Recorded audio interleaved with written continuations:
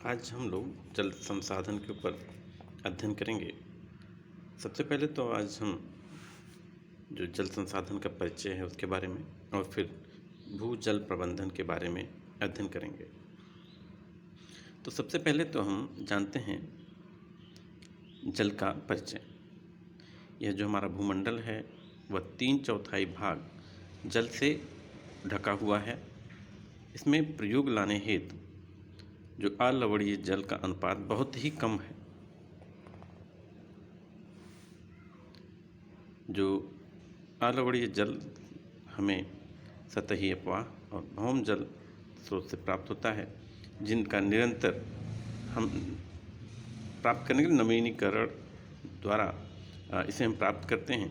समस्त जल जो है वह जलीय चक्र में गतिशील रहता है और जिससे जल नवीकरण सुनिश्चित होता है। इस भूमंडल का 3/4 भाग जल से भरा हुआ हम सभी जानते हैं। इसके नवीकरण योग्य संसाधन होने के बावजूद भी बहुत से देश ऐसे हैं जहां पर आज भी जल की कमी बनी हुई है। संयुक्त राष्ट्र विश्व जल विकास रिपोर्ट 2013 के अनुसार 2025 तक विश्व के 20 करोड़ लोग जल की कमी से जूझेंगे और उनको जल के लिए संघर्ष करना पड़ेगा। हम जानते हैं कि विश्व का एक बहुत बड़ा भूभाग जल से ढका हुआ है, लेकिन हमारे लिए जो पेयजल है वह बहुत ही कम मात्रा में उपलब्ध है। किसी भी जीवधारी की संरचना में पानी का बहुत बड़ा योगदान है। मनुष्य में स्वयं इसकी बनावट का 65% हिस्सा पानी ही है। संपूर्ण कार्य के जीवन चक्र में रख रखाव हेतु पानी का बहुत बड़ा योगदान है। पानी यानी जल हमारे हृदय, मस्तिष्क आदि में बने द्रव को संरक्षण प्रदान करता है। यह हमारे शरीर में संचार का माध्यम भी है। शरीर के विभिन्न हिस्सों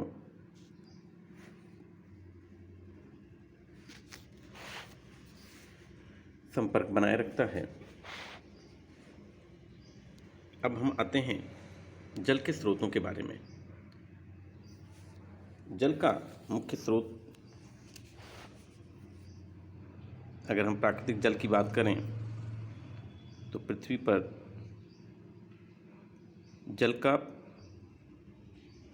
75% हिस्सा है। अगर जल के प्रमुख स्रोतों के बारे में बात करें तो महासागर और समुद्री जल यह सबसे ज़्यादा है। लगभग 93% जो पानी है वह समुद्रों के पास है। यह खारा पानी है और इसका उपयोग बहुत कम होता है। दूसरा है नदियों का जल। अपेक्षाकृत यह उपयोगी तो है लेकिन कम है।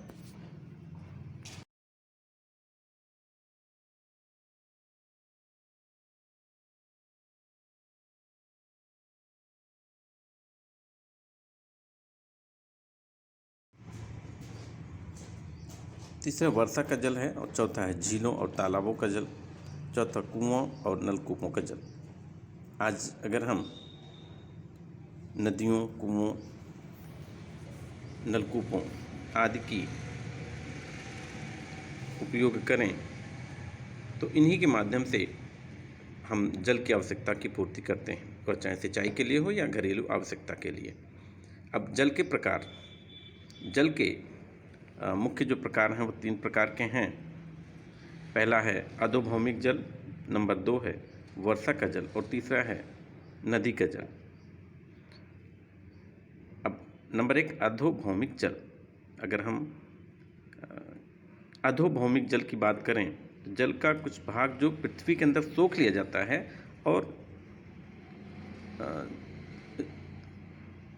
पानी जो या जल जो बरसात के रूप में इकट्ठा होता है वह पृथ्वी पर दरारों के माध्यम से रिस रिस कर वह पृथ्वी के अंदर चला जाता है। इसे हम अधोभौमिक जल कहते हैं।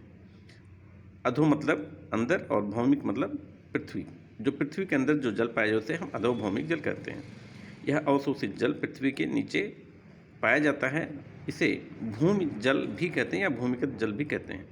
यह हैंड पाइप, नलकूपों और कुओं द्वारा पृथ्वी पर निकाला जाता है। दूसरा है वर्षा का जल। अगर हम वर्षा जल की बात करते हैं तो जो बारिश होती है या वर्षा के द्वारा जो जल प्राप्त होता है उसका संरक्षण करके हम जल को प्राप्त करते हैं। अगर देखा जाए तो यह जल सबसे शुद्ध रूप में पाया जाता है। आजकल इस वर्षा जल को रोकने के लिए, इकट्ठा करने के लिए रेन वाटर हार्वेस्टिंग प्लांट भी बनाए जा रहे हैं। तीसरा हम बात करते हैं नदी का जल। नदी, समुद्र और तालाबों में वर्षा का जल ही पाया जाता है। पृथ्वी पर बहने वाली जो जलधारा है उसे नदी कहते हैं। उत्तर भारत में बहने वाली प्रमुख नदियाँ गंगा, यमुना, ब्रह्मपुत्र, घाघरा, गंडक, कोसी, चंबल, सतलज, ब्यास आदि नदियाँ हैं जो पर्वतों से निकलती हैं। वहाँ का पर्वत का जो बर्फ़ है वह पिघलता है और हमें यह नदियों के रूप में यह जल प्राप्त होता है।